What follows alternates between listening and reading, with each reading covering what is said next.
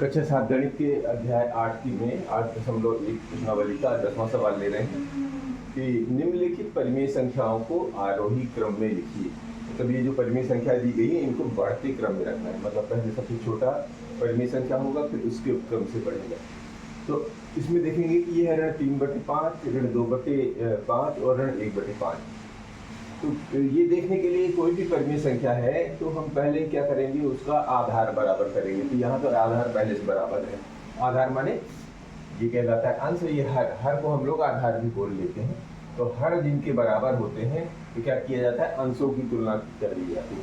अब अंशों की तुलना कैसे की जाती है, ध्यान करें। अगर परिमेय संख्या को अगर संख्या रेखा पर भी देखें, यहाँ 0 है, फिर 1 2 3, इधर क्या होता है, धनात्मक जाता है 1 2, ऐसे करके ये बढ़ता चला जाता है। और 0 के पहले इस तरफ जो है ये ऋणात्मक संख्या है। तो अब देखिए, जो जिसके नज़दीक हो, 0 से जितनी भी पीछे की तरफ हटते जाएंगे वो छोटा होता जाएगा, और 0 के नज़दीक जितने आते जाएंगे वो बड़ा होता जाएगा। तो यहाँ पर देखिए 0 से ज़्यादा दूर कितना है, 0 के नज़दीक 1 आएगा, फिर 2 ऋण का, फिर 3 ऋण का। तो सबसे दूर कौन सा है, सबसे दूर ये है। तो हमारा बन जाएगा परिमेय संख्या को आरोही क्रम में लिखने का क्या तरीका होगा कि ऋण 3/5 जो है वो दूर है, यानी छोटा है, इससे ऋण 2/5 से, समझ में। और ऋण 2/5 भी ज्यादा दूर है, किससे, 1 वाले से। तो ऋण 1/, ये छोटा है ऋण 1/5 से। यही हो गया हमारा आरोही क्रम। तो हम ये लिखेंगे, अतः आरोही क्रम, अतः आरोही क्रम। इसमें तो ज़्यादा हम लोगों को मेहनत नहीं करनी पड़ी, ठीक है। ये आरोही क्रम बन गया सीधा सीधा, क्योंकि इसमें कुछ एक्स्ट्रा मेहनत नहीं करनी पड़ी, सारा पहले से दिया हुआ है। अब दूसरा लेते हैं, उसमें देखते हैं क्या होता है। दूसरा जो है ऋण 1/3, ऋण 2/9 और ऋण 4/3। यहाँ पर ध्यान से देखिए कि यहाँ पर 3, 9 और 3 इनके हर अलग अलग हैं। तो जब इनके हर अलग अलग, यानी जिसको हम लोग आधार भी बोलते हैं, कि जिनके हर अलग अलग हैं तो पहले सारे के सारे हर एक जैसे बना लेते हैं। तो 3, 9 और 3 का हर बनाने के लिए, 9 बनाने के लिए क्या करेंगे, इन दोनों में 3 का गुणा कर दें ऊपर नीचे, तो ये सारे के सारे हर 9 बन जाएंगे और इनकी परिमेय संख्या बदलेगी और इनके मतलब तुल्य परिमेय संख्या निकल के आ जाएगी और इनमें कोई मान में कोई अंतर नहीं कहलाएगा। तो कैसे करेंगे, जैसे 3, 9, 3 यहाँ पर लिख लेंगे। 3, 9, 3 का लासा, लासा माने लघुत्तम समापवर्तक 9 है, ठीक है। 3, 9, 3 का लासा ये 9 है। अब हम सबको 9 बनाना है नीचे। तो 1/3 ऋण का, इसमें क्या करेंगे, ऊपर नीचे 3 का गुणा कर दीजिए। ये दूसरा वाला क्या है, 2/9, ये भी ऋण का। तो चूंकि ऑलरेडी 9 है, इसमें कोई चेंजेस नहीं होंगे, तो कोई इसमें कुछ नहीं करना, इसमें करना है।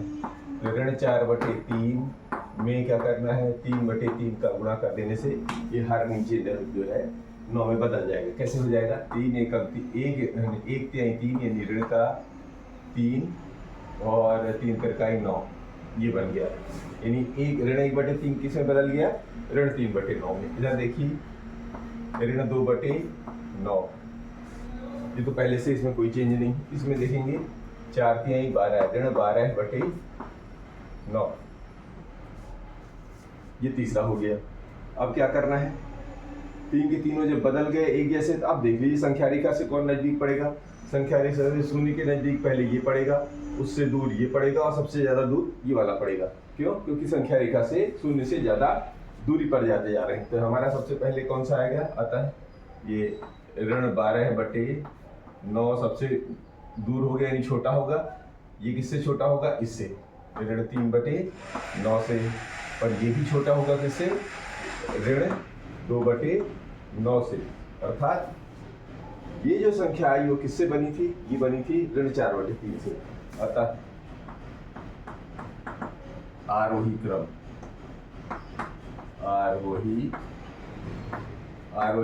आरोही क्रम कौन सा बना, ये वाला बना। ये वाला किससे बना था, ऋण 4/3 से। तो हम लिख देंगे ऋण 4/3 छोटा है कौन सा, ऋण 3/9 से। ऋण 3/9 किससे बना था, 1/3, ऋण का 1/3 से। और ये भी छोटा था इससे, ऋण 2/9, और ऋण 2/9 पहले से बना हुआ है, इसमें कुछ बनाने की जरूरत नहीं पड़ी।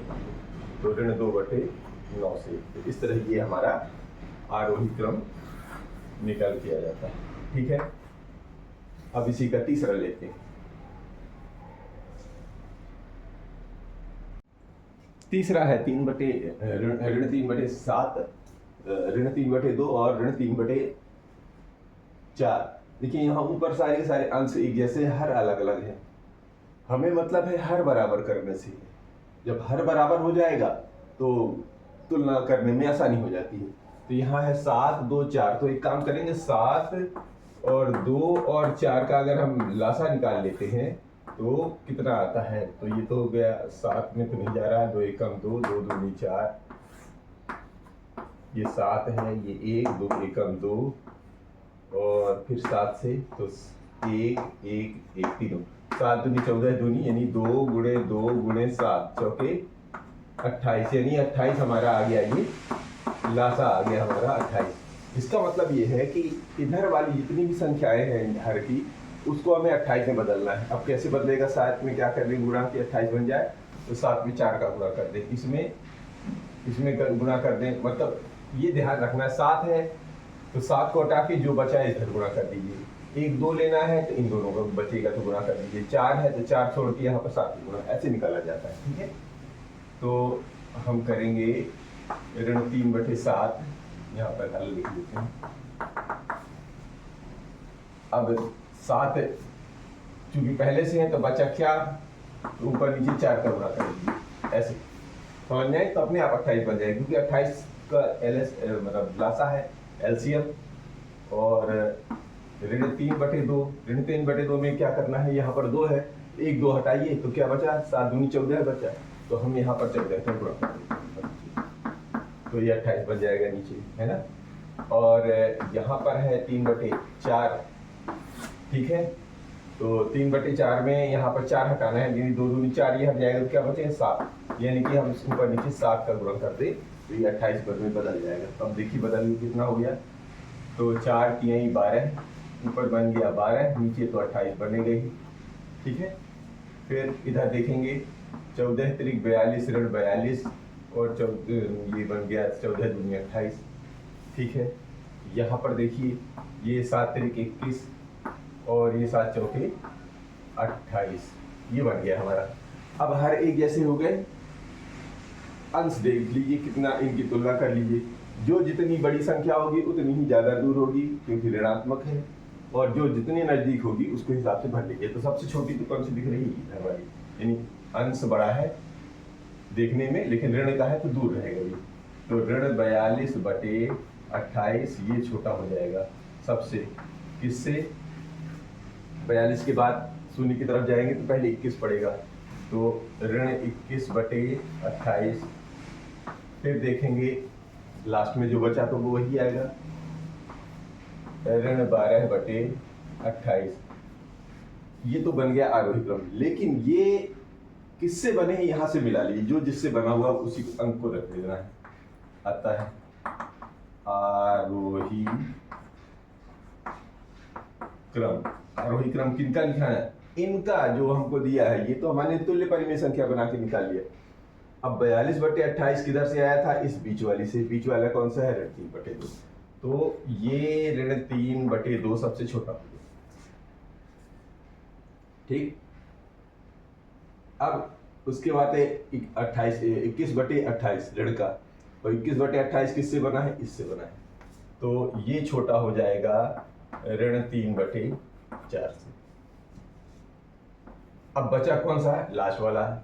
लास्ट वाला यानी ये पहला किससे बना था, ऋण 3/7, ऋण 3/7। यहां पर ध्यान से देखिए कि यदि अंश बराबर है, ऋणात्मक हैं, तो जिसका हर सबसे छोटा होगा, मतलब ऋणात्मक संख्याओं में, ऋणात्मक परिमेय, तो यहाँ पे ऋण सबसे छोटा 2 था हर, और यहाँ पे उसके बाद 4, उसके बाद 7, तो ये उसी क्रम में छोटे होते चले जाते हैं, और ये धनात्मक होता तो ठीक इसका उल्टा हो जाता। समझ में आ रही? तो ये रहा हमारा आरोही क्रम। तो ये रहा प्रश्न क्रमांक 10।